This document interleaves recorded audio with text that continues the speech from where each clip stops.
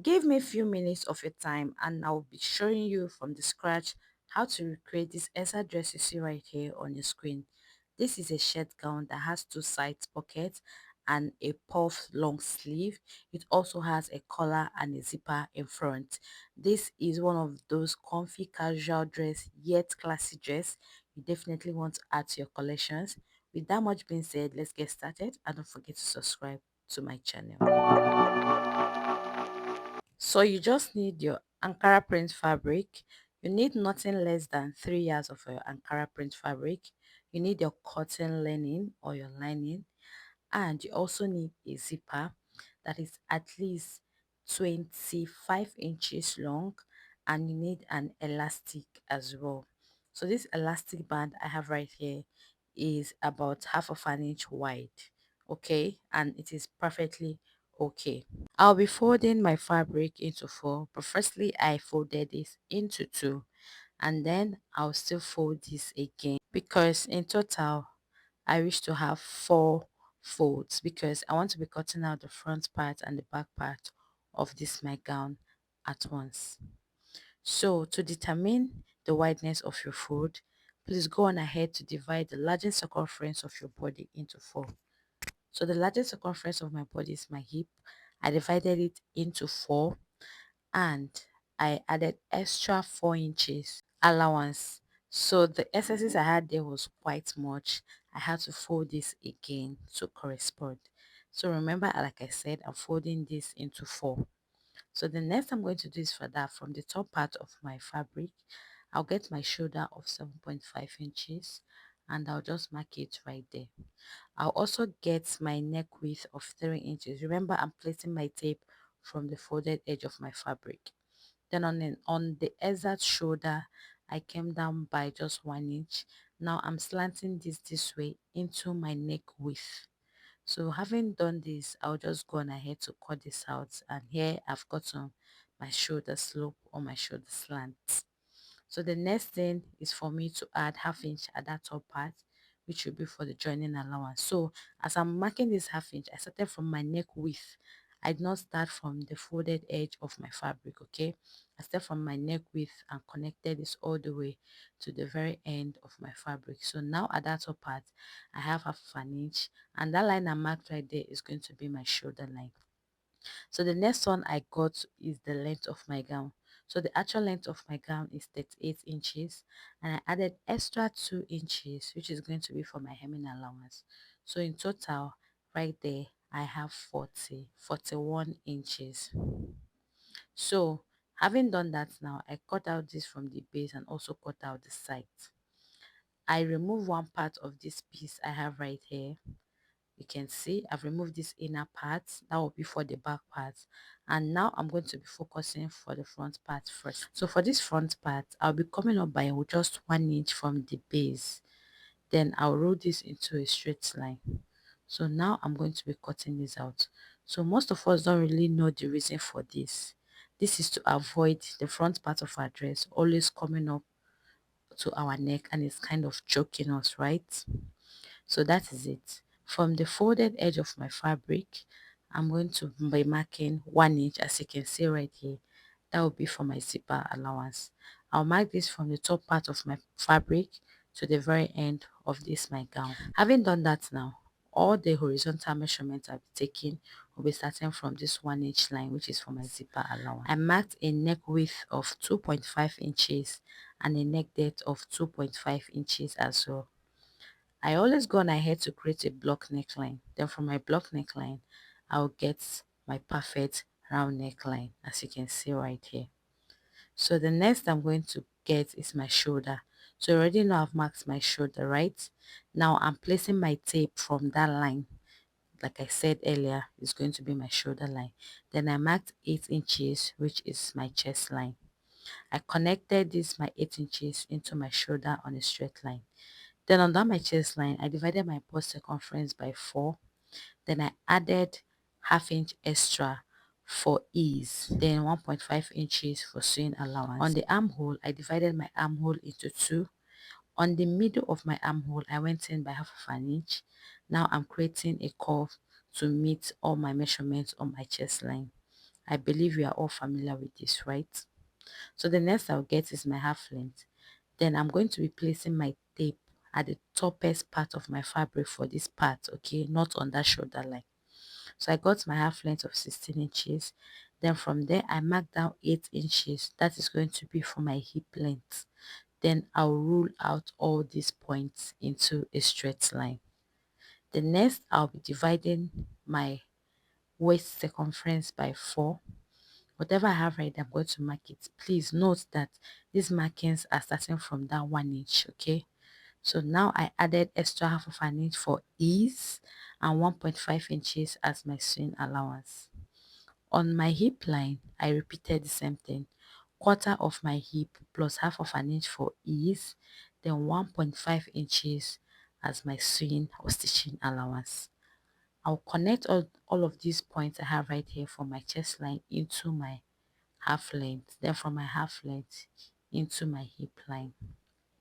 I'll measure out everything I have on my hip line, excluding that 1 inch for my zipper allowance is not included.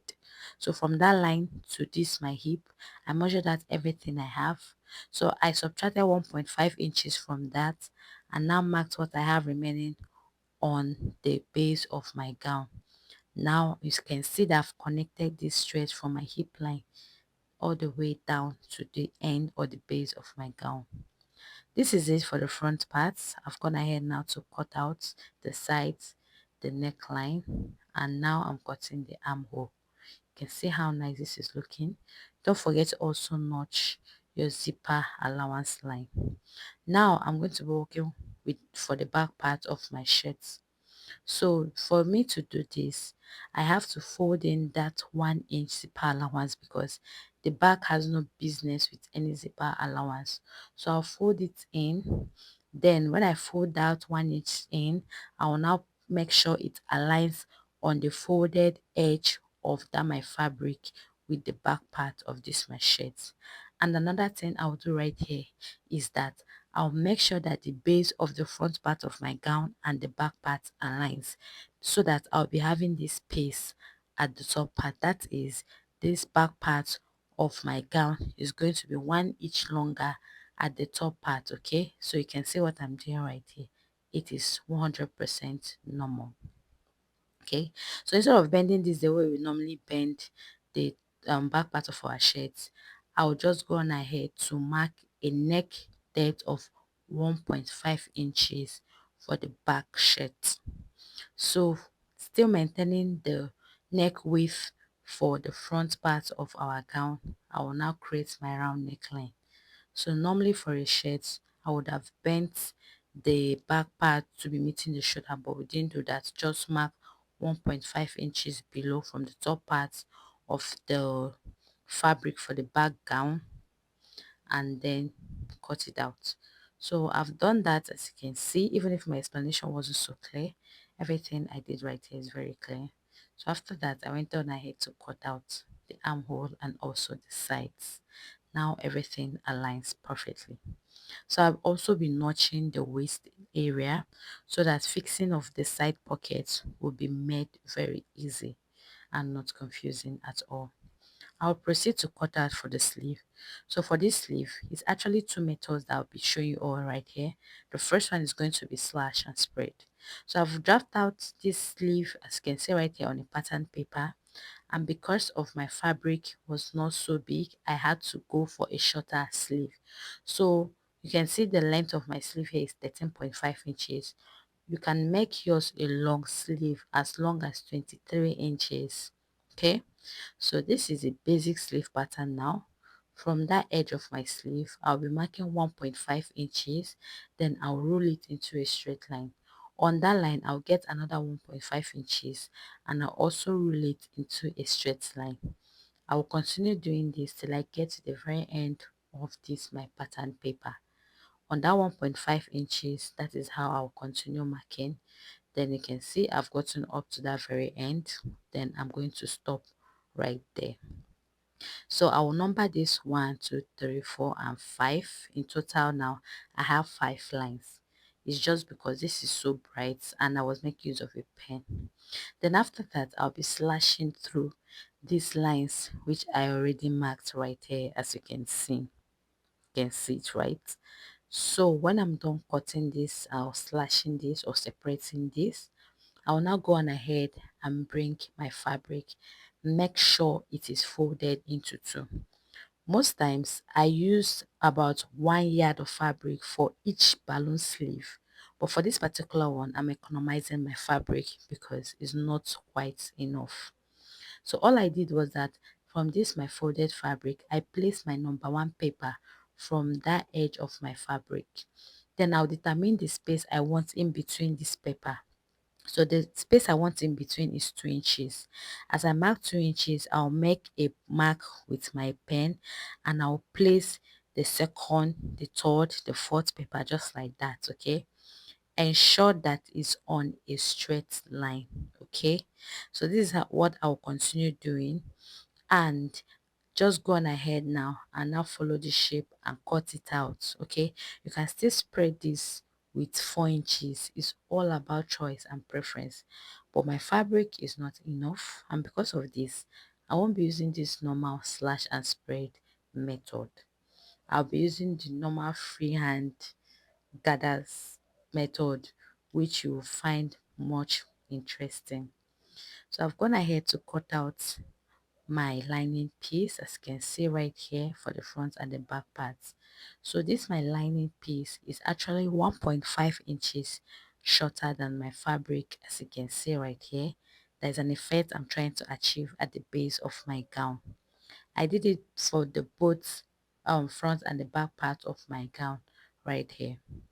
So the next thing is for me now to separate the front piece of my gown for the main fabric and also for my lining piece. So this is something I'm simply going to go ahead and separate. So when I'm done separating, I'm just going to start stitching or assembling all of these drafted pieces, which is definitely going to be in the second part of the tutorial, where you all will also be seeing my own recreation of this exact gown, which looks very beautiful. I hope to see you in the second part of the tutorial. Thank you all so much for watching and have a lovely time ahead of you. Bye.